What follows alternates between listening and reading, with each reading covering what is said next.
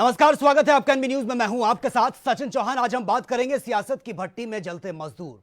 एक तरफ कोरोना जैसी महामारी का संकट है तो दूसरी तरफ मजदूरों को लेकर सियासी घमासान अपने चरम पर है। लेकिन इस राजनीति में मजदूर पिसता हुआ नजर आ रहा है। कोरोना महामारी के बीच इंटरस्टेट राजनीति शुरू हो गई और इस राजनीति के सबसे बड़े चेहरे राज ठाकरे और मुख्यमंत्री योगी आदित्यनाथ नजर आ रहे हैं, जो मजदूरों को हथियार बनाकर अपनी राजनीति चमकाने में लगे हुए हैं। दरअसल देश के अलग अलग हिस्सों से अपने घर वापस आ रहे उत्तर प्रदेश के मजदूरों को लेकर मुख्यमंत्री योगी आदित्यनाथ ने एक बयान दिया, जिसके बाद से यह बवाल खड़ा हुआ है। लेकिन जो हालात बने हैं उसमें मजदूरों की आड़ में शिवसेना और बीजेपी के बीच एक घमासान मजदूर नहीं बल्कि एक राजनीति चमकाने का मौका नजर आ रहा है। यह रिपोर्ट देखिए, उसके बाद इस पर चर्चा भी करेंगे।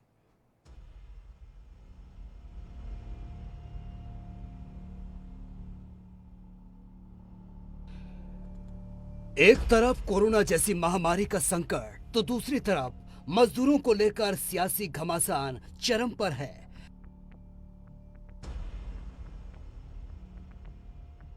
लेकिन इस राजनीति में मजदूर पिसता नजर आ रहा है।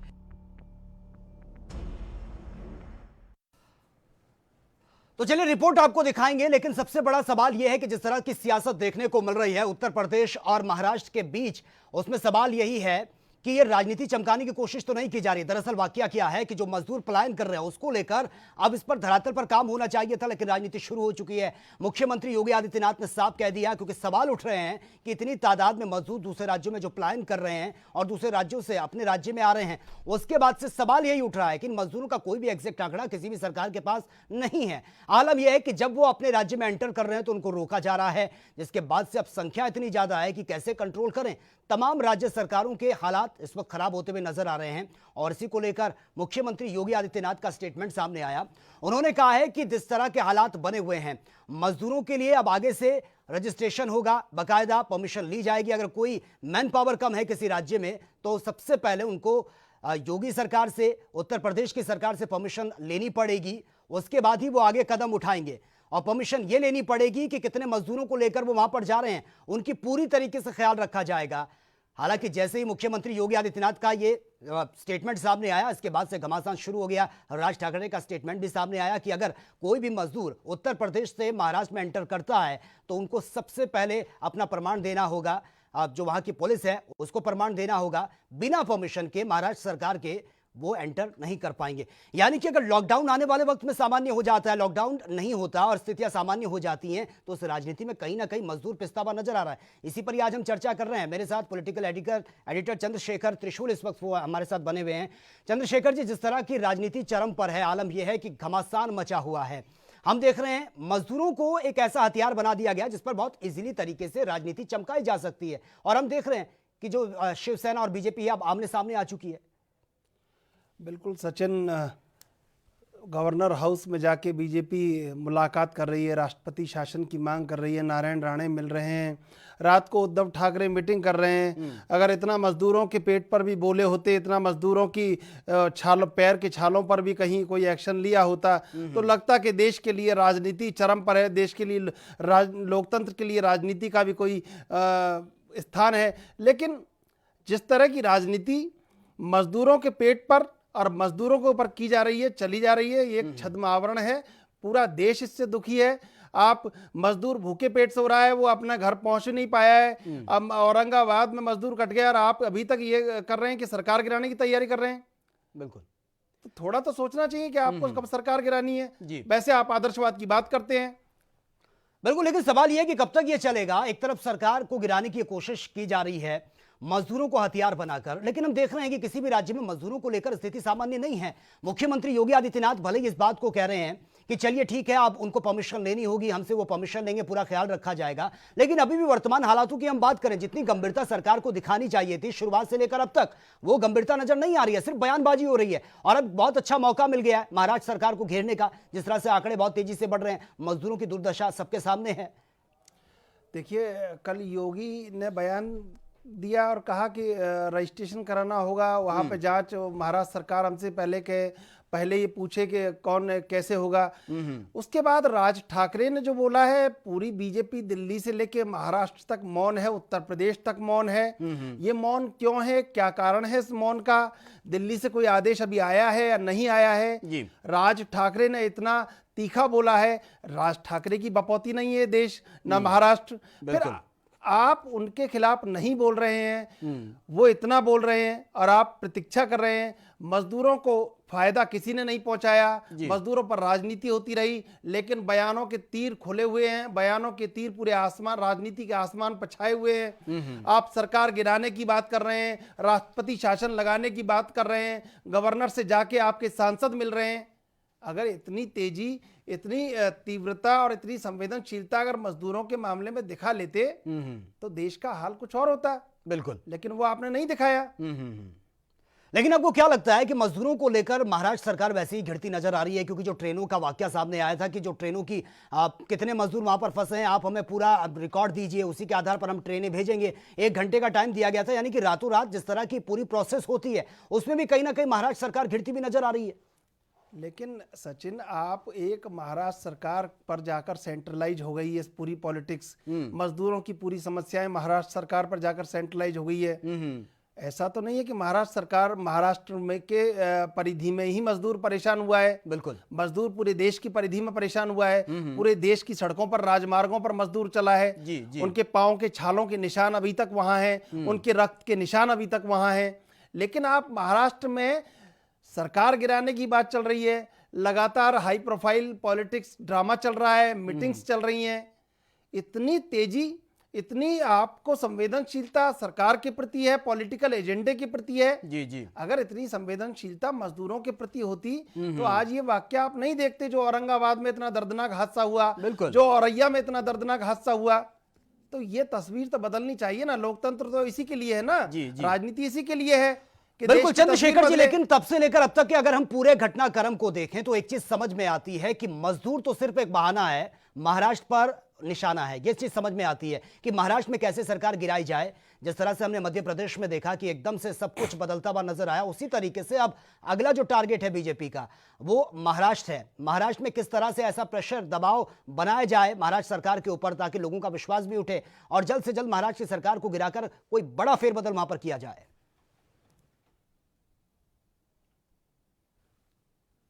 देखिए, तमाम चीजों में एक बात आप देखेंगे, अब fire brand leader Yogi Adityanath हैं बीजेपी के, फायर ब्रांड लीडर महाराष्ट्र के राज ठाकरे हैं।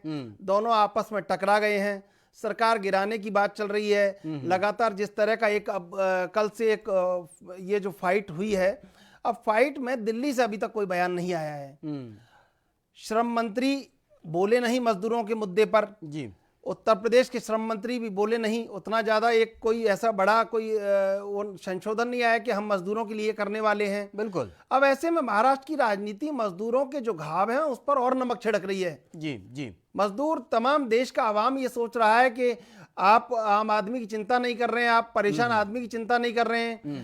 हवाई अड्डों से लेकर बस, ट्रेन, सब जगह हाल बेहाल है और आप सरकार गिराने की बात कर रहे हैं। बिल्कुल, नेता इसमें व्यस्त हैं कि सरकार कैसे गिराई जाए। लेकिन जिस तरीके से आपने बताया कि दिल्ली से अब तक कोई भी रिस्पांस नहीं मिला है, यानी कि जो खामोशी है सब कुछ समझ में आता है, लेकिन सब कुछ वहीं से हो रहा है। रिमोट दिल्ली में है और उसके बाद से ही सब कुछ वहां के इशारों पर जो हिंट दिए जा रहे हैं उसी के आधार पर ये सब कुछ हो रहा है। नहीं, सबसे बड़ा सवाल है, तमाम बीजेपी की पूरी फौज खड़ी होकर बोलती है जब कोई छोटा सा मुद्दा होता है कांग्रेस के खिलाफ। अब बीजेपी ने, राज ठाकरे ने इतना बड़ा बयान दिया है कि सरकार से पहले, महाराष्ट्र पुलिस से पहले हम पूछेंगे, हम जांचेंगे, उसके बाद हम जब ठीक कर लेंगे उनको। ठीक करने का मतलब आप समझिए, यह असंवैधानिक, अमर्यादित, असभ्यता की भाषा है जो राज ठाकरे बोल रहे हैं। लेकिन दिल्ली में मौन छाया हुआ है, खामोशी छाई हुई है। क्यों नहीं बोला? Yogi Adityanath fire brand leader हैं बीजेपी के, उन्हें बहुत नजरिए में आगे भविष्य के नए नेता के रूप में देखा जाता है। तो दिल्ली का मौन क्या कहता है? इस दिल्ली के मौन के पीछे, इतने गहरी खामोशी के पीछे कोई तो राज होगा। उधर नारायण राणे गवर्नर से मिल रहे हैं, भगत सिंह कोश्यारी से। रात को 2 घंटे उद्धव ठाकरे की, शरद पवार की बातचीत हुई है। आप महाराष्ट्र पर निशाना साध रहे हैं, लेकिन देश का आदमी, देश का जो आम आदमी है, जो गरीब तबका है, जो वंचित है, शोषित है, जिसको 50 दिन के लॉकडाउन ने पूरी तरह तोड़ के रख दिया है, जो न्याय की गुहार लगा रहा है, जो कहीं अधिकारों की मांग कर रहा है, वो ये चाहता है कि आप उसके लिए भी कुछ बात करें, बजाय सरकार गिराने और बनाने के। ये तो चलता रहेगा जीवन भर। लेकिन अभी जो मौजूदा हालात हैं, सरकार को मजदूरों के लिए किसी बड़े पैकेज की घोषणा करनी चाहिए। वर्ल्ड बैंक से 1000 करोड़ मिला है सामाजिक सुरक्षा के लिए, लेकिन आज तक कोई घोषणा के नाम पर कुछ नहीं हो पा रहा है। तो मजदूरों के लिए सरकार क्यों नहीं बोल रही है? लोगों के जहन में ये सवाल है। बिल्कुल, और इस सवाल का उत्तर आना बहुत जरूरी है दिल्ली से।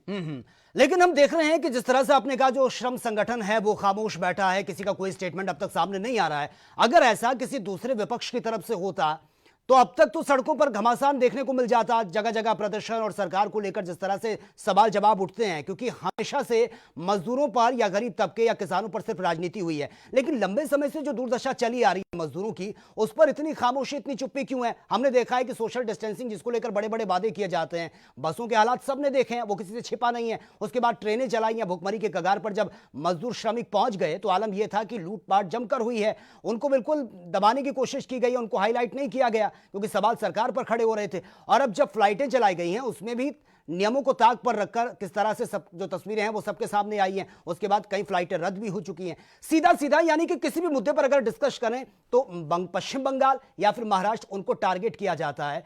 अब इस तरीके से अगर सफाई पेश कर रही है बीजेपी, अपनी गलतियों को सुधारने की जगह अगर वो पर्दा डालने की कोशिश करेगी तो ये लंबे समय तक नहीं चल पाएगा। सब कुछ दिख रहा है, पूरा देश देख रहा है।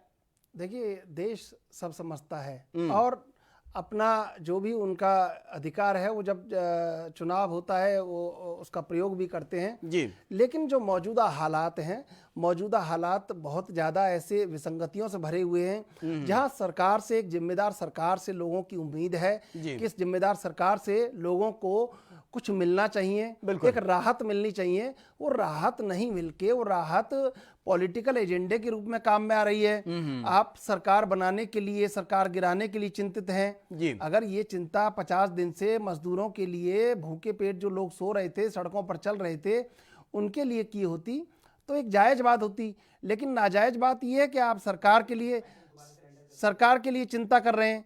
आप ये सोच रहे हैं कि महाराष्ट्र में कैसे सियासी उठापटक को अंजाम दिया जाए और कैसे कहीं राष्ट्रपति शासन की मांग की जाए। मांग तो लगातार कर रहे हैं, राष्ट्रपति शासन कैसे लगे, पूरे देश में ब्लेम कैसे किया जाए। इस लड़ाई को जो एक पूरे मजदूरों की एक जो आवाज है, उसको सेंट्रलाइज करके कहीं सियासत के तलवे से रौंदा जा रहा है।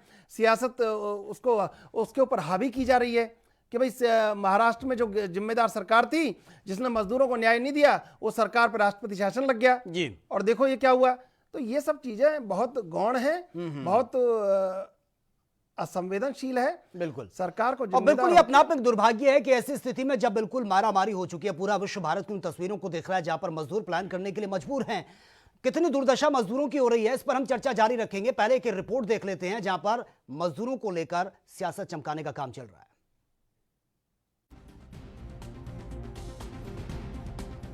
कहेंगे कि आज इस संकट की घड़ी में किसान भूख से दम तोड़ रहा है, मजदूर पैदल चलने को मजबूर है। साफ साफ शब्दों में कहें तो इस पर राजनीति का नंगा खेल जारी है।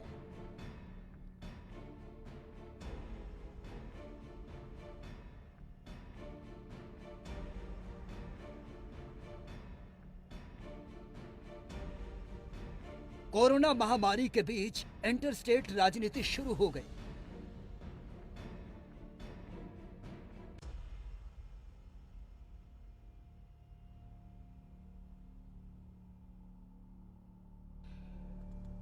एक तरफ कोरोना जैसी महामारी का संकट, तो दूसरी तरफ मजदूरों को लेकर सियासी घमासान चरम पर है।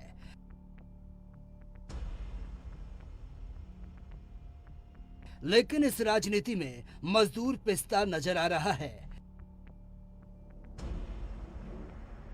आलम यह है कि मजदूरों को लेकर जिस स्तर पर राजनीति हो रही है, अगर उतनी ही तेजी से राज्य सरकारें या विपक्ष गंभीरता दिखाता तो मजदूर भूखे प्यासे सड़कों पर पैदल न चलते, कोई मजदूर हादसों का शिकार नहीं होता।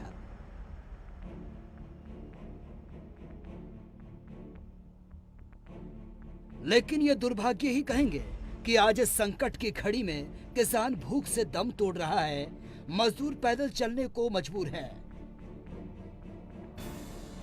साफ साफ शब्दों में कहें तो इस पर राजनीति का नंगा खेल जारी है।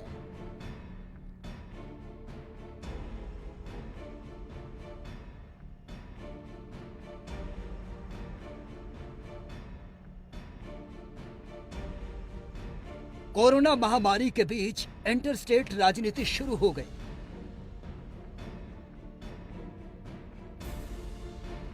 इस राजनीति के सबसे बड़े चेहरे राज ठाकरे और मुख्यमंत्री योगी आदित्यनाथ नजर आ रहे हैं,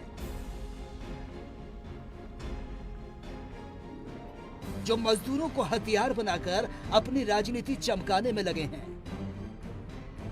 दरअसल देश के अलग अलग हिस्सों से अपने घर वापस आ रहे उत्तर प्रदेश के मजदूरों को लेकर मुख्यमंत्री योगी आदित्यनाथ के बयान पर बवाल खड़ा हो गया। उत्तर प्रदेश के मुख्यमंत्री योगी आदित्यनाथ ने कहा था, अगर किसी प्रदेश को यूपी के कामगारों की जरूरत होगी तो उन्हें पहले यूपी सरकार से परमिशन लेनी होगी।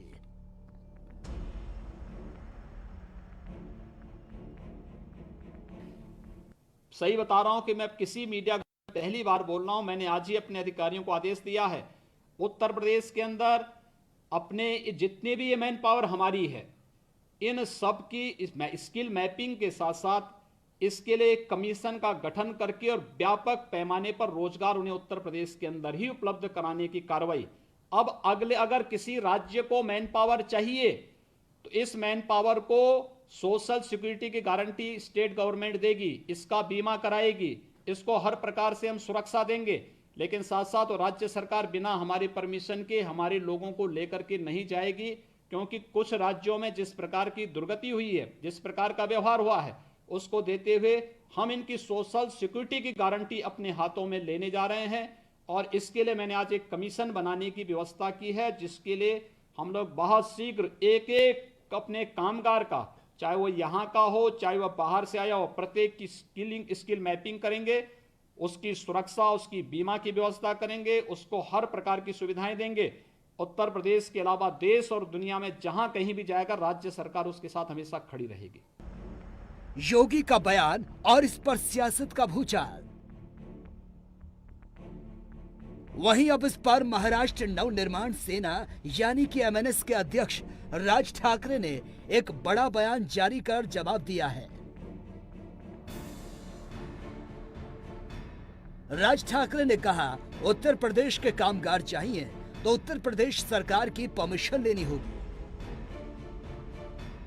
तो ऐसे में ये कामगार आगे से महाराष्ट्र में आते हैं तो उन्हें हमारी महाराष्ट्र की और महाराष्ट्र पुलिस की परमिशन लेनी होगी। इसके बिना वो यहां पर काम नहीं कर पाएंगे।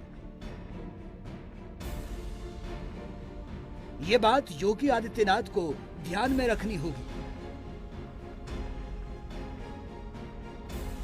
ठाकरे यही नहीं रुके, उन्होंने कहा कि महाराष्ट्र सरकार को इस पर गंभीरता से ध्यान देना होगा और आगे से कामगारों को लाते समय सबका रजिस्ट्रेशन हो, पुलिस स्टेशन में उनकी तस्वीर और प्रमाण पत्र भी हो। इन्हीं शर्तों के साथ उन्हें महाराष्ट्र में घुसने की परमिशन दी जाएगी।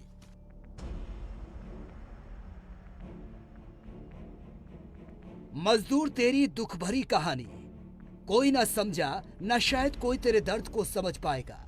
राजनीति के पाटों में पिसता मजदूर और 2 वक्त की रोटी का मोहताज हो गया। इंटरस्टेट बनाम भूमिपुत्र, ये राज ठाकरे का सबसे पसंदीदा राजनीतिक मुद्दा रहा और वे प्रवासी कामगारों के प्रति हिंसक आंदोलन भी चला चुके हैं। कोरोना के इस दौर में उन्हें योगी के बयान के चलते अपना परफेक्ट मुद्दा भुनाने का मौका मिल गया। लेकिन सवाल ये उठता है कि लाखों की संख्या में जो मजदूर महाराष्ट्र से उत्तर प्रदेश को पलायन कर रहे हैं, जब सब कुछ ठीक होने पर वो लौटेंगे तो योगी और राज ठाकरे की लड़ाई का खामियाजा उन्हें ही भुगतना पड़ेगा।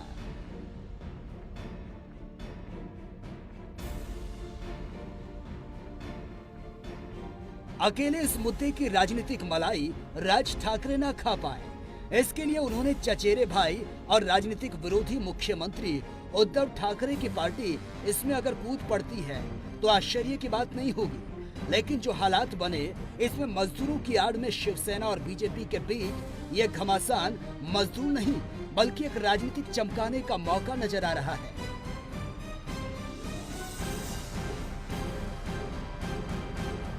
News desk special report ANP news.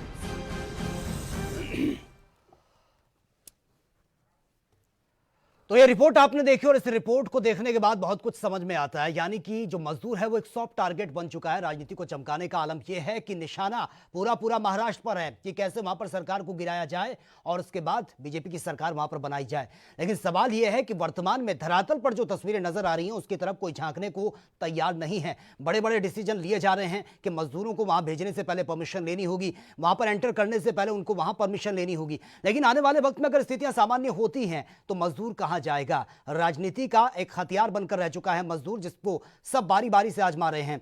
Chandrashekhar ji, क्या आपको लगता है कि मजदूरों को लेकर जिस तरह के डिसीजन लिए गए हैं दोनों सरकारों की तरफ से, फिर चाहे महाराष्ट्र की बात करें या फिर हम उत्तर प्रदेश की बात करें, आप जिनको लेकर ये लंबे लंबे ऐलान कर रहे हैं, ऑन कैमरा आप बोल रहे हैं इन बातों को, कल को आने वाले वक्त में अगर कोरोना वायरस खत्म हो जाता है, लॉकडाउन खुल जाता है, स्थितियां सामान्य हो जाती हैं, मजदूर कहां जाएगा? उससे तो किसी ने नहीं पूछा उसके दर्द के बारे में कि वो कहां काम करेगा, क्या कमाएगा, क्या खाएगा। आप अपनी तरफ से बयानबाजी कर रहे हैं, ये डीलिंग कर रहे हैं।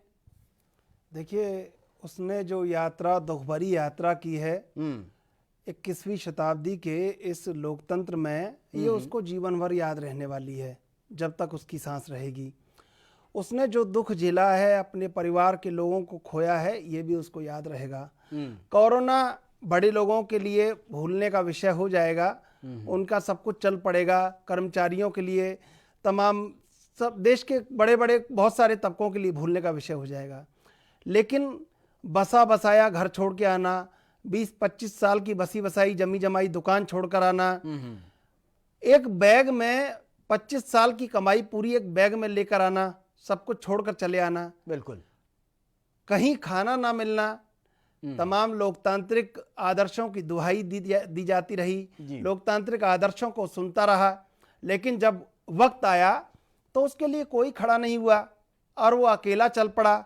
ना सड़कों पर पानी था, ना सड़कों पर बसें थी, कुछ भी नहीं उसके लिए, महज कोरा लोकतंत्र। तो ये बात उसको याद रहने वाली है और वो किसी के भरोसे नहीं है। योगी ये भरोसा कहें कि उसको इसकी स्किल मैपिंग होगी, उसके बाद वो महाराष्ट्र जाएगा, महाराष्ट्र में उसको राज ठाकरे मारेंगे, पीटेंगे, उसको डंडे से तोड़ेंगे, फोड़ेंगे, उसके बाद पुलिस में जमा कराएंगे, फिर वो अपना धंधा रोजगार करेगा। बहुत ऐसी बात है। राज ठाकरे पर मुकदमा क्यों नहीं दर्ज हो पा रहा है? बिल्कुल, वो इतनी गुंडागर्दी कर रहे हैं, उन पर भी एक मुकदमा दर्ज होना चाहिए कि कोरोना में आप ये तो सोचिए, कम से कम वो ऐसे बयान दे रहे हैं। महाराष्ट्र कोई देश के बाहर नहीं है। जी बिल्कुल। हमारे साथ बीजेपी नेता तुरज जैदी इस वक्त हमारे साथ फोन लाइन पर है। तुरज जैदी जी, स्वागत है सर आपका एनबी न्यूज में। धन्यवाद सचिन जी। सर, जिस तरह के हालात बने हुए हैं, हम देख रहे हैं कि मजदूरों पर सियासत जारी है, लेकिन सवाल यह है कि अब यह सियासत कोई दूसरा ही रूप लेती हुई नजर आ रही है। योगी और ठाकरे के बीच जो तनातनी है उससे सब कुछ समझ में आ रहा है कि मजदूर तो सिर्फ एक बहाना है, महाराष्ट्र पर निशाना है, यानी कि सरकार गिरे और कब हम वहां पर सत्ता में आए। सचिन जी, शिवसेना भ्रम की स्थिति उत्पन्न कर रही है। जिन्होंने सत्ता पाने के लिए अपनी मूलभूत जो नैतिकता उनकी थी, जो शिवसेना जिस बिना पर बनी थी, उससे समझौता कर लिया। ऐसे लोगों का कोई राजनीतिक अस्तित्व है? माननीय योगी जी ने अगर मजदूरों को भेजने की बात पे कहा तो उन्होंने इस वजह से कहा कि संक्रमण ना फैले, बीमारियां ना फैले। आवागमन का जो स्थिति उत्तर प्रदेश में जितनी अच्छी उन्होंने कर दी है, अच्छा, माननीय योगी जी ने, वो एक युग पुरुष बन के उभरे हैं।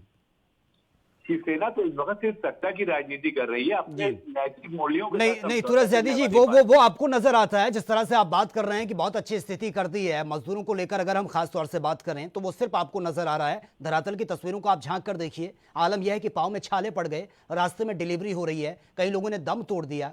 क्या वो तस्वीरें आप तक पहुंची हैं? सचिन जी, आप जो बिल्कुल कह रहे हैं छाले पड़े लोगों के, आप जितनी जनसंख्या है उसके हिसाब से सरकार ने जितनी सुविधाएं उपलब्ध कराई हैं, वो सिर्फ योगी जी जैसा महापुरुष कर सकता है। ये उन्हीं की क्षमता है अच्छा। कि उन्होंने इतनी स्थिति, कि आप महाराष्ट्र की स्थिति में और उत्तर प्रदेश की स्थिति में आकलन करेंगे तो जमीन और आसमान का अंतर पाएंगे। योगी जी ने गरीबों के घर में निःशुल्क राशन, चिकित्सा सुविधा पहुंचवाना, मेडिकल टीम को भेजना, सैनिटाइजेशन करना, परिवहन की व्यवस्था करना, ये युग पुरुष का कार्य होता है। बिल्कुल। तुरंत जैदी जी आप लाइन पे बने रहिए, हमारे साथ राजनीतिक संपादक भी हैं इस वक्त स्टूडियो मेरे साथ मौजूद हैं, वो आपसे कुछ पूछना चाह रहे हैं। तुरंत जैदी जी, आपने युग पुरुष कहा योगी आदित्यनाथ को, बहुत अच्छी बात है, आप कुछ भी कह सकते हैं, लेकिन मैं आपसे एक सवाल पूछना चाहता हूं कि आपके युग पुरुष ने ये कहा स्किल मैपिंग करवाएंगे, उत्तर प्रदेश के मजदूरों की रक्षा करेंगे, और उनके खिलाफ राज ठाकरे ने जिस तरह का बयान दिया है, पूरी दिल्ली मौन है। दिल्ली से जब राज ठाकरे का बयान आए कम से कम 24 घंटे गुजर चुके हैं, आप तो कुछ बोल नहीं रहे अपने युग पुरुष के पक्ष में, तो कैसे समझें इसको, बताएं जरा। भारतीय जनता पार्टी राजनीति इस वक्त नहीं कर रही है। भारतीय जनता पार्टी राजनीति कैसे नहीं कर रही है तुरंत जैदी जी? जब नारायण राणे गवर्नर से मिलने जाते हैं तो भारतीय जनता पार्टी राजनीति नहीं कर रही है। महाराष्ट्र में आप राष्ट्रपति शासन लगाने की मांग कर रहे हैं। जो है भारतीय, सुन लीजिए मान्यवर, सुनिए। हाँ। आज विश्व में अगर भारत एक छवि बना के उभरा है तो ये मोदी जी की देन है। जो 112वें स्थान पे चिकित्सा सुविधा में देश था, आज वो 9वें स्थान पर आ गया, ये मोदी जी की देन है। बहुत अच्छी बात है। अगर इतनी 135 करोड़ की जनसंख्या होने के बाद हमारे ईश्वर की अनुकंपा से, अल्लाह के रहम से आज संख्या कम है, तो ये मोदी जी की सूझबूझ, उनकी व्यू रचना है। नहीं, ये बहुत ठीक बात है, ये बहुत ठीक बात आप कह रहे हैं।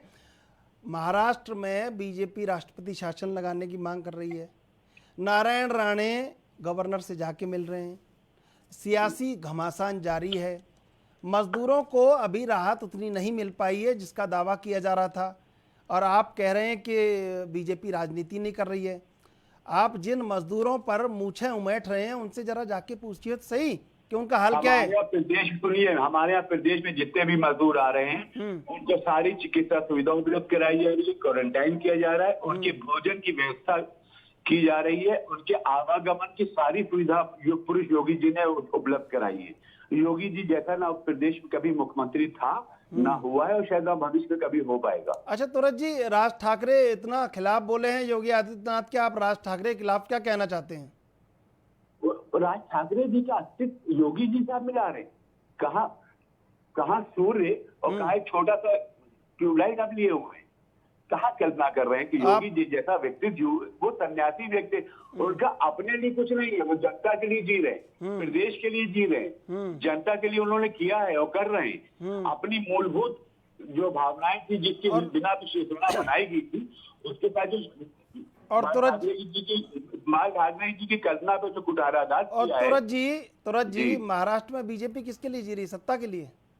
जी आपकी आवाज नहीं आ रही, थोड़ा जोर से बोलिए। तुरंत जैदी जी, मेरी आवाज मिल पा रही है आपको? जी मिल रही, बताएं।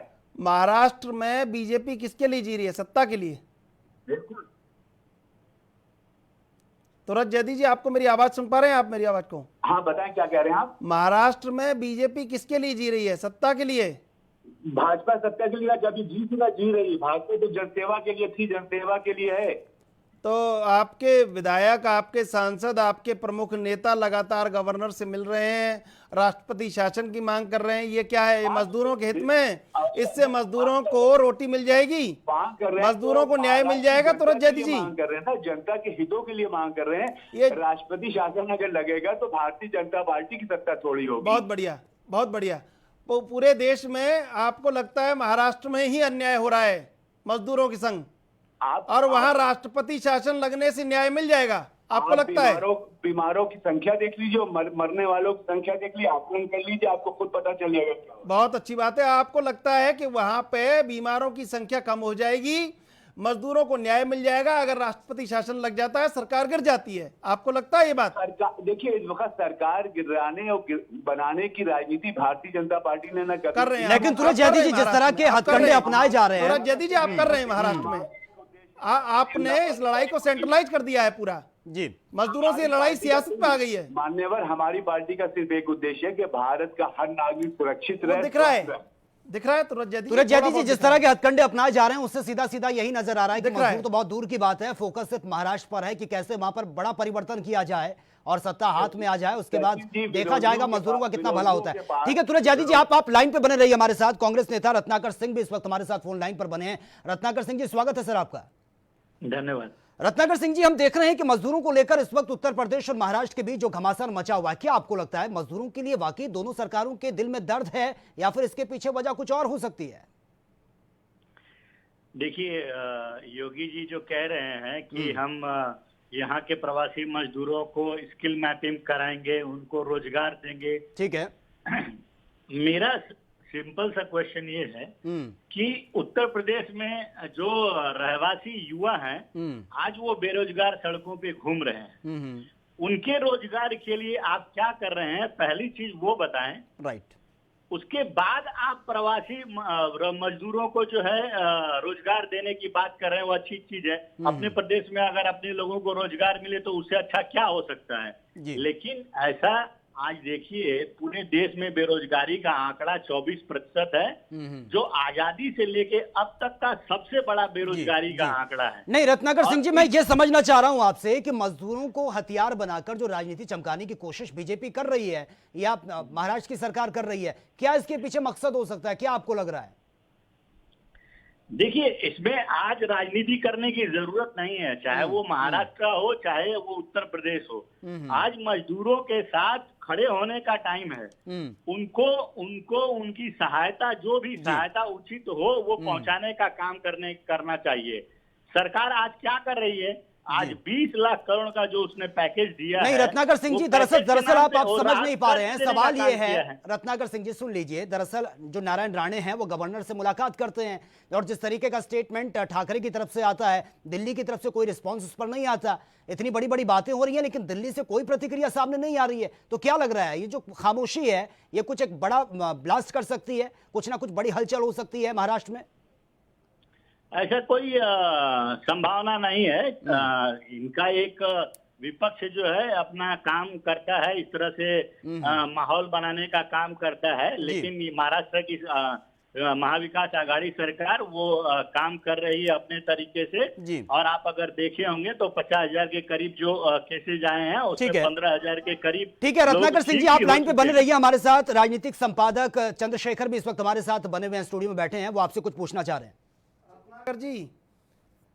रत्नाकर जी मेरी आवाज सुन पा रहे हैं आप? जी जी बिल्कुल। रत्नाकर जी, शरद पवार के बारे में एक बहुत प्रचलित कथन है कि जो वो कहते हैं वो करते नहीं हैं और वो जो करते हैं वो कहते नहीं हैं। अब उन्होंने ये किया है कि उन्होंने ये कहा है कि महाआघाड़ी सरकार को कोई खतरा नहीं है, तो समझ लीजिए खतरा है। 1.5 घंटे समझ लीजिए खतरा है। तमाम राजनीतिक एक्सपर्ट, तमाम भाजपा के, तमाम कांग्रेस के नेता इस बात को जान रहे हैं, खतरा है। भाजपा राष्ट्रपति शासन लगाने की मांग कर रही है महाराष्ट्र में। आप रत्नाकर जी दो चीजें सुन लीजिए, एक दो सवाल हैं, आप जवाब दीजिएगा बड़े तसल्ली से, बड़े इत्मीनान से जवाब दीजिएगा। महाराष्ट्र में लड़ाई सेंट्रलाइज हो चुकी है, पूरे मजदूरों पर जो अन्याय हुआ पूरे देश में जो कोरोना फैल रहा है, अगर महाराष्ट्र में राष्ट्रपति शासन लग जाएगा तो कोरोना रुक जाएगा। आप कैसे देखते हैं और आपको क्या लगता है? आप ये मत समझिए कि राजनीति ठंडी है, बहुत गर्म है, वहां भट्टी में से धुआं निकल रहा है पूरे से, बताइए। देखिए, आप जो कह रहे हैं कि शरद पवार जी जो कहते हैं वो करते नहीं है, और जो करते हैं वो कहते नहीं है। सरकार बनाने का काम कर रहे थे उस समय भी मीडिया के तमाम लोग ऐसा कयास लगा रहे थे, लेकिन अंततोगत्वा यही हुआ कि हम लोग सत्ता से बीजेपी को दूर छोड़ दिए। और आज महाविकास आघाड़ी की सरकार जो उद्धव ठाकरे जी के नेतृत्व में काम कर रही है। अभी आज सुबह ही मैं आपको कारण बता दूं, यहाँ पे सबसे ज्यादा कोरोना पेशेंट होने का आज सुबह ही प्रेस कॉन्फ्रेंस हुआ राहुल गांधी जी का। उसमें एक पत्रकार ने पूछा कि क्या कारण है कि महाराष्ट्र में कोविड-19 के पेशेंट बढ़ रहे हैं। एक साधारण सा और सिंपल सा बहुत बढ़िया सा जवाब दिया उन्होंने कि यह एक सेंट्रलाइज्ड ट्रांसपोर्टेशन का बिजनेस का हब है। ठीक है, ये बिजनेस हब है। और सेंट्रलाइज्ड है। यहाँ पे एक्टिविटीज बहुत ज्यादा होती है अदर स्टेट्स के अलावा। तो जहाँ पे एक्टिविटीज बहुत ज्यादा हैं, जहाँ पे आबादी बहुत ज्यादा घनी है, तो निश्चित रूप से ये छुआछूत की बीमारी है और वो बढ़ेगी ही। लेकिन उद्धव ठाकरे जी ने जिस तरह से तत्परता दिखाई है महाविकास आघाड़ी की सरकार ने, उससे देखिए आप, अगर यहाँ पे 50,000 अगर पेशेंट हुए हैं तो उसमें 14 से 15,000 पेशेंट ठीक भी हुए हैं। रत्नाकर जी, राज ठाकरे ने कहा कि उनको पहले मजदूर को देखेंगे, उसको क्या करेंगे क्या नहीं करेंगे, समझ रहे हैं बात को। और आपने ये नहीं कहा या आप नहीं कहना चाहते इस बात को कि महाराष्ट्र में मुकदमा दर्ज होना चाहिए उनके खिलाफ? ये महाराष्ट्र देश से अलग थोड़ी है कि वो न्याय करेंगे कि महाराष्ट्र में कौन आएगा और कौन नहीं आएगा। देखिए योगी जी कहे हैं कि हमारे यहाँ से जो भी मजदूर जाएंगे किसी दूसरे स्टेट में तो उनको परमिशन लेना पड़ेगा। जो ये असंवैधानिक बात कर रहे हैं, कोई भी व्यक्ति भारतीय है अगर वो तो एक राज्य से दूसरे राज्य में कहीं भी आ सकता है, जा सकता है, काम कर सकता है, रह सकता है। उसमें योगी जी अगर कोई इस तरह का स्टेटमेंट कर रहे हैं या राज ठाकरे जी कोई इस तरह का स्टेटमेंट कर रहे हैं तो उसका कोई वैल्यू नहीं है। ये जवाब तो तुरत जैदी जी आपको दे सकते हैं बेहतरीन तरीके से। तुरत जैदी जी सुन रहे हैं आप? जी सुन रहा हूँ। असंवैधानिक बता रही है कांग्रेस, आपकी बात को पूरी तरीके से सिरे से खारिज कर रही है और पूरी तरीके से नकार रही है जो योगी जी ने स्किल मैपिंग की बात कही है। राज ठाकरे भी पूरी तरह धमकी दे रहे हैं आपको, कांग्रेस नकार रही है। अब आप बताइए आपका पक्ष क्या है इस बारे में? देखिए रत्नाकर जी की बौद्धिक क्षमता पर हमें हंसी आ रही है। जिस कांग्रेस को देश की जनता पहले ही नकार चुकी है वो उसको क्या नकारेगी। रही बात योगी जी और ठाकरे जी की बात कर रहे हैं, योगी जी ने जितनी अच्छी व्यवस्था उत्तर प्रदेश में की है पूरे देश में किसी भी प्रदेश में दिखाई है ऐसी व्यवस्था उन्होंने की हो। पैसेंजर ट्रेन से उतरते हैं, वहां पे गाड़ियां लगी, मेडिकल टीम्स खड़ी हैं, भोजन के पैकेट रखे हैं, कराया जा रहा है 14 दिन के लिए, लगातार निगरानी की जा रही है, सारी चिकित्सा सुविधाएं। आपको लगता है सब कुछ ठीक है, बहुत बढ़िया है? मैं इनकी बात पे एक जवाब देना चाहता हूँ। सर्वोच्च था ये कह रहे हैं रत्नाकर जी आप जवाब दीजिएगा। वो जो तुरत जैदी जी बता रहे हैं उसको सुन लीजिए क्या कह रहे हैं। वो बता रहे हैं उनकी बातों से ही शायद लगता है देश में कुछ अच्छा हो जाए। वो कह रहे हैं अच्छा है सब कुछ, बताएं तुरत जी। उत्तर प्रदेश की स्थिति चिकित्सा सुविधा में योगी जी ने इतनी सुदृढ़ कर दी है कि हमें चिंता का विषय नहीं है। बिल्कुल, कहीं भी प्रयास कर रहे हैं, हम अपने प्रयास कर रहे हैं और जो आवागमन है हमारा वो सुचारू रूप से चल रहा है। इतनी ज्यादा उन्होंने बसों की व्यवस्था की है, इतनी ज्यादा ट्रेनों की व्यवस्था भारत सरकार ने कर दी है। एक्स्ट्रा बसें खड़ी है वहां पे, अगर बस अड्डे पे मजदूर जाए भी तो उनके लिए लगातार बसें खड़ी है, खाली जा रही है बसें। पैकेट भी योगी जी ने उपलब्ध कराए, बिल्कुल टीमें भी उपलब्ध कराई। बिल्कुल बिल्कुल। आपके ये जो बयान है इससे देश संतुष्ट हो जाता है तुरत जैदी जी। बयान में तो कहीं कमी नहीं है, लेकिन अगर ये बयान धरातल पे थोड़े भी खरे उतर जाते ना तो वाहवाही हो जाती। लेकिन जिस तरह से मजदूर परेशान हुआ है आप समझते हैं स्थिति को बहुत अच्छी तरह से। रत्नाकर जी जवाब दे रहे हैं आपकी बात का, जिनकी बौद्धिक क्षमता पर आपको हंसी आ रही थी वो जवाब दे रहे हैं। रत्नाकर जी आप जवाब दे दीजिए इनकी बात का। जी पहली बात इन्होंने बोला कि योगी जी महापुरुष है और बहुत अच्छी तरह से युग पुरुष बोला है, युग पुरुष बोला है, महापुरुष नहीं बोला है, युग पुरुष बोला है। युग पुरुष है और बहुत अच्छी तरह से व्यवस्था कर रहे हैं। हाँ, आपको याद होगा अगर आज आंकड़ा देखिए तो पूरे देश में सबसे ज्यादा अगर महिलाओं के ऊपर अत्याचार, रेप और हत्या का मामला है उसमें उत्तर प्रदेश सरकार अव्वल नंबर पे है। आप अगर देखेंगे तो सिर्फ 15 मार्च से 9 मई तक 803 रेप हुए हैं और 729 मर्डर हुए हैं। ये इस तरह की मामलों पे लगाम लगाने पाने में, अंकुश लगा पाने में नाकामयाब है। और ये लोग इस तरह का स्किल मैपिंग और बड़े बड़े जो जार्गन ये लोग बोल रहे हैं मीडिया में, उसका क्या औचित्य है?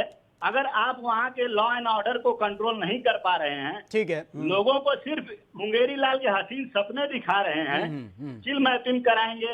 अरे आप देखिए आज देश में 24% बेरोजगारी है, जो अभी तक की सर्वाधिक सबसे ज्यादा बेरोजगारी है। तो आप देश की बेरोजगारी से अलग तो उत्तर प्रदेश। रत्नाकर जी वो अनुरोध कर रहे हैं, सुन लीजिए उनका अनुरोध को। कहना चाहता हूँ कि आज पहले जब किसी भी चैनल पर आइए, हाँ। तो सही स्थिति और सही रिपोर्ट लेके बैठा कीजिए।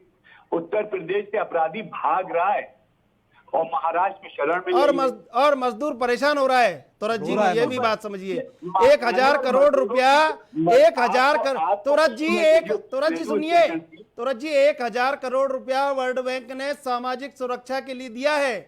5 दिन हो गया। आप मनरेगा, आप ये समझिए बात को, इतना बड़ा आपत्ति काल है, अगर आपका कोई विशेष आर्थिक पैकेज सिर्फ मजदूरों पर केंद्रीकृत होकर आता, थोड़ी बात समझने में आती। आप भी समझिए बात को। आप कांग्रेस पर सवाल खड़ा कर सकते हैं, आप महाराष्ट्र में सरकार गिरा सकते हैं, महाराष्ट्र में गवर्नर से मिल सकते हैं, इन सब बातों के लिए समय है आपको। ये योगी जी जैसा महापुरुष, योगी युग पुरुष ऐसा है। एक बार तय कर लीजिए, आप महापुरुष हैं या युग पुरुष हैं, आप एक बार तय कर लीजिए इस बात को। हमारे लिए वो रत्नाकर जी, युग पुरुष है। हाँ, युग पुरुष हैं, बिल्कुल युग पुरुष है। और उन्हीं ने जो कार्य किया, सुन लीजिए, जो मनरेगा की स्कीम के तहत उन्होंने परसों घोषणा की कि जितने भी मजदूर आए उत्तर प्रदेश में उनको मनरेगा के तहत काम दिया जाएगा, जो भी 18 साल या 18 साल से ऊपर के हैं। हाँ। और जिनका रजिस्ट्रेशन नहीं है वो रजिस्ट्रेशन कराए, उनको भी कार्ड दिया जाएगा, ग्राम स्तर पर दिया जा रहा है। तुरत जी एक बात आप अंतर्मन से जवाब दीजिएगा, राजनीति से मत जोड़िएगा इस बात को, है ना, बिल्कुल भी मत जोड़ना राजनीति से। सवाल अंतर्मन से जवाब दीजिएगा।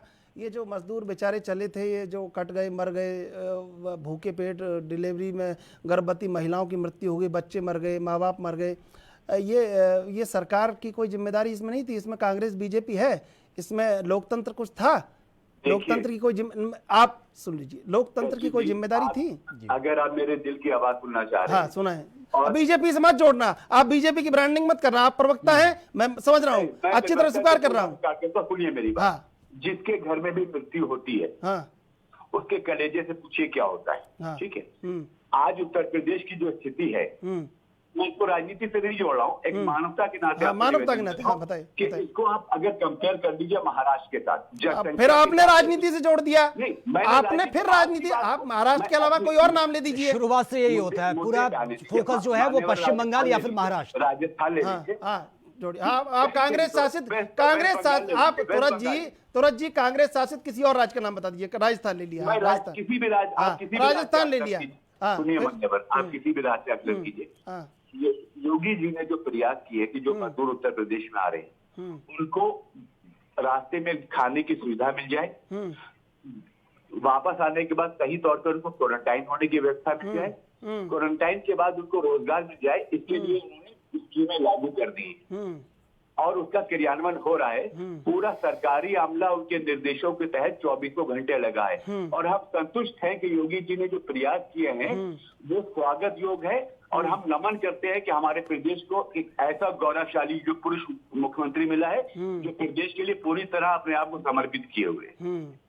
आपने ये जो बयान दिया है राजनीतिक तोड़ मरोड़ के, नहीं, मेरे दिल की आवाज, दिल की आवाज थी।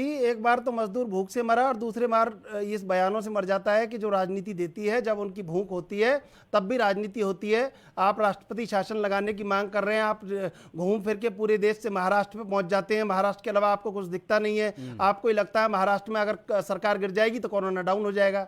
तो रथ जी, लोकतंत्र इंसाफ मांग रहा है, लोकतंत्र आपसे अपील कर रहा है कि राजनीति अगर देश की गंभीर हो जाए, तुरत जी, हमारी सुरक्षा के लिए संकल्प है।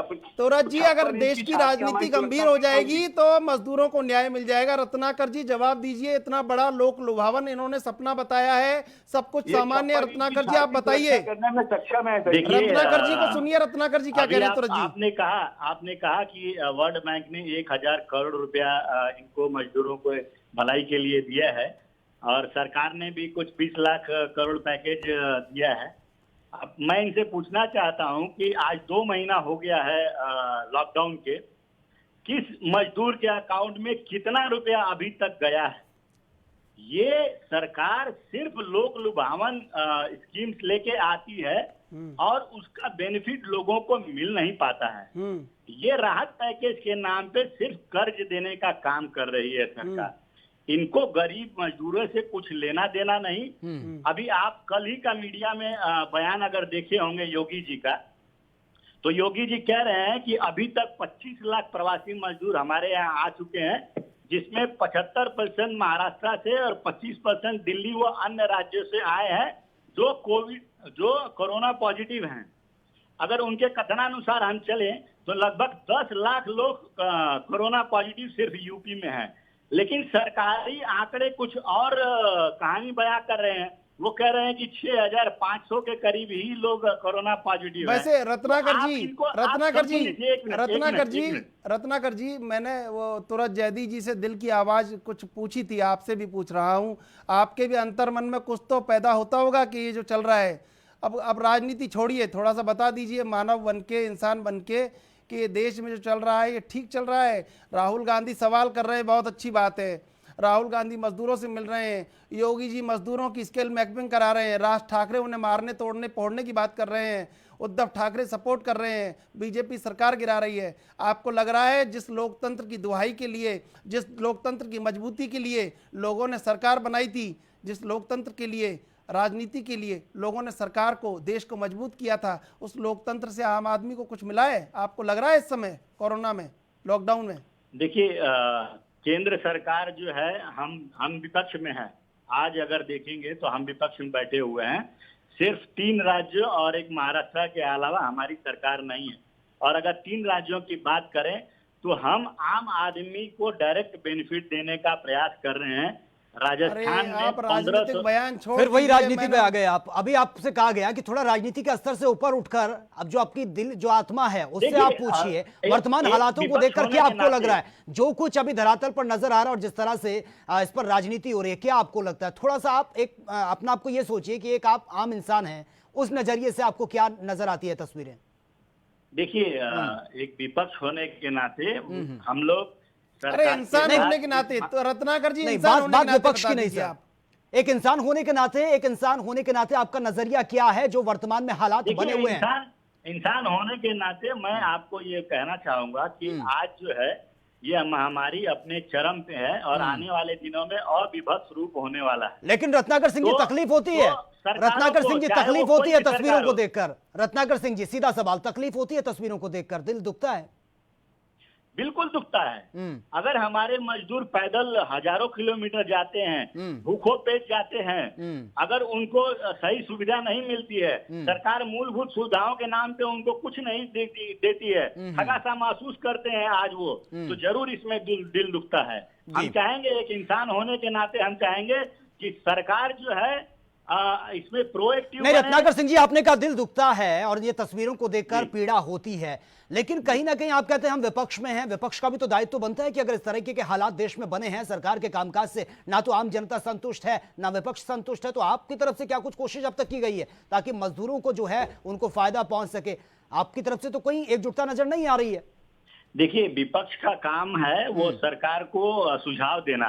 हमने 12 फरवरी को ही राहुल गांधी जी ने सुझाव दिया था कि कोरोना महामारी के लिए आप तैयार रहिए, ये बहुत बड़ी महामारी आने वाली है। रत्नाकर सिंह जी, सिर्फ सुझाव दिया गया है। अगर इलेक्शन का टाइम होता या अगर इलेक्शन को लेकर प्रचार प्रसार होता उस वक्त तो ऐसा लगता है कि बिल्कुल हल्ला बोल वाली स्थिति शुरू हो जाती है। रत्नाकर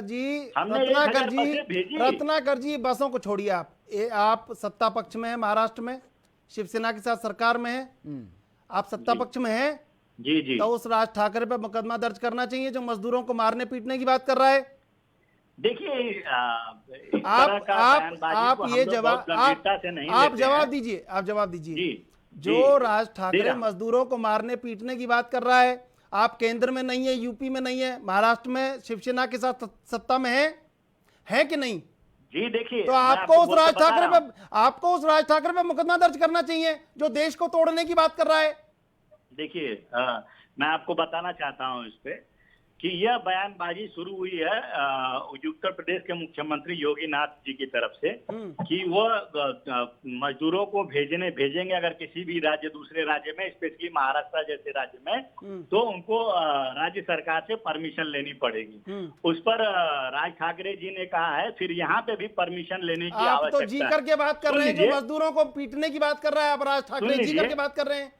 अरे मैं आपसे पूछ रहा हूँ, आप महाराष्ट्र के सत्ता पक्ष में हैं जो मजदूरों को मारने पीटने की बात कर रहा है, आप महाराष्ट्र में सरकार में हैं, आप कह नहीं सकते कि सरकार मुकदमा दर्ज करे जो देश को तोड़ने की बात कर रहा है? देखिए, इस तरह की असंवैधानिक जो बातें लोग कर रहे हैं, उस बातों को कांग्रेस पार्टी कोई बहुत ज्यादा वरीयता देती नहीं है। अगर कहीं पे भी उत्तर भारतीय हो, चाहे मजदूर हो, चाहे अन्य कोई भी गरीब आदमी हो, उसके ऊपर अगर कहीं अत्याचार होता है, उसकी शिकायत मिलती है, तो कांग्रेस पार्टी या महाविकास आघाड़ी की सरकार उस पर जरूर अपना कोई न कोई एक्शन लेगी। मैं आपको इतना आश्वासन देना चाहता हूँ। बहुत बढ़िया।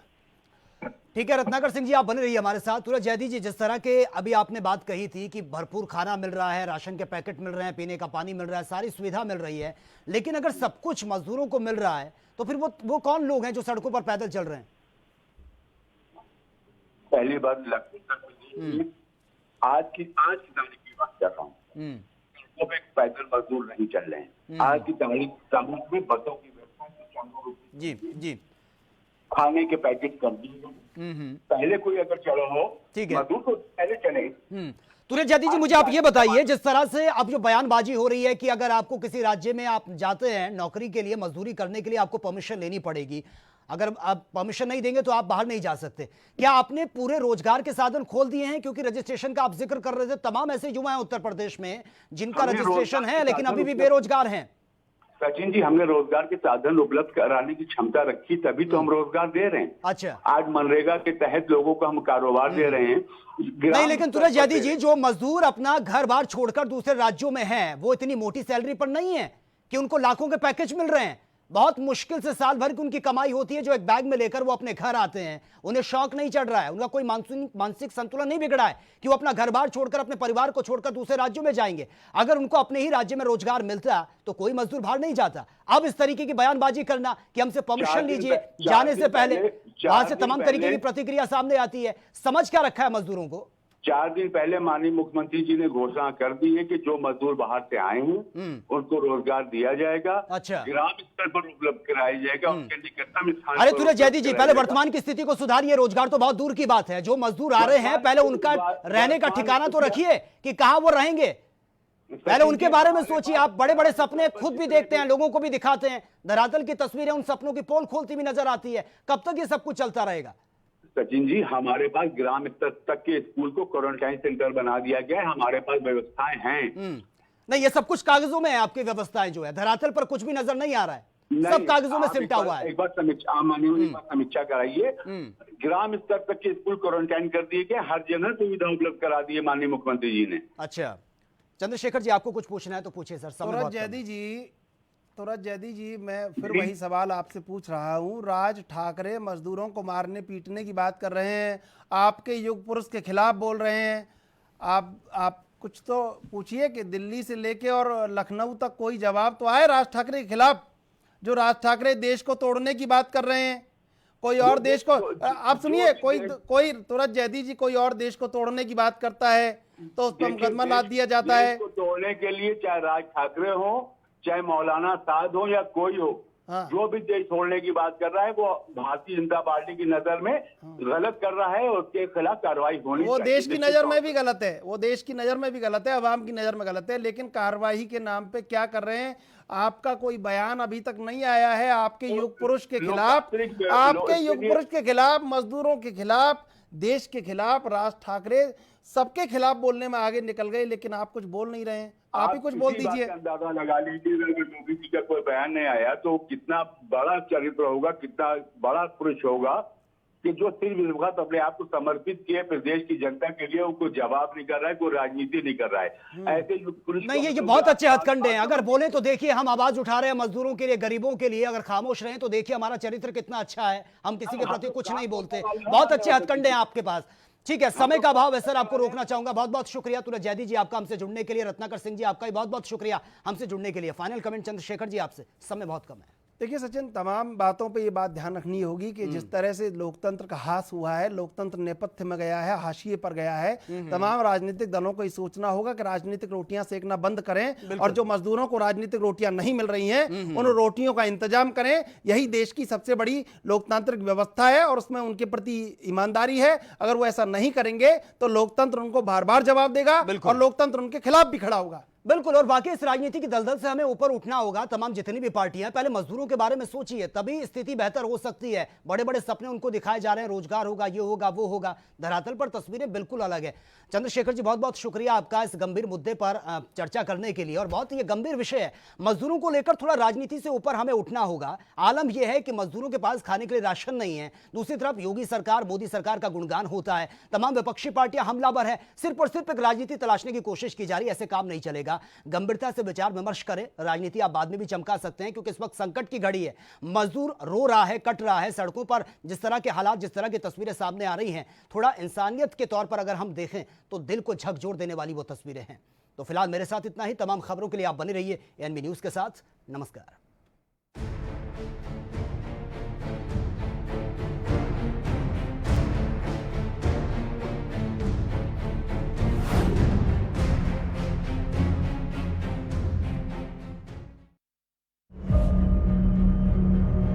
I'm declaring a public health emergency of international concern over the global outbreak of novel coronavirus. Corona virus के कारण भारत की कोरोना वायरस से जंग। आपको चाहिए पूरी जानकारी के लिए भरोसेमंद जरिया।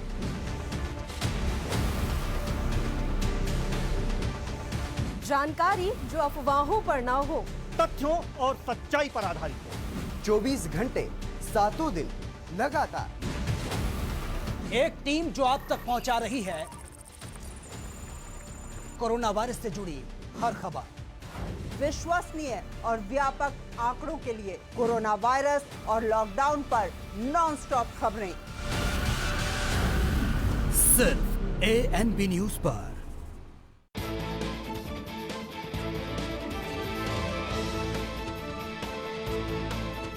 सियासी लोग किन्ने कुने वफा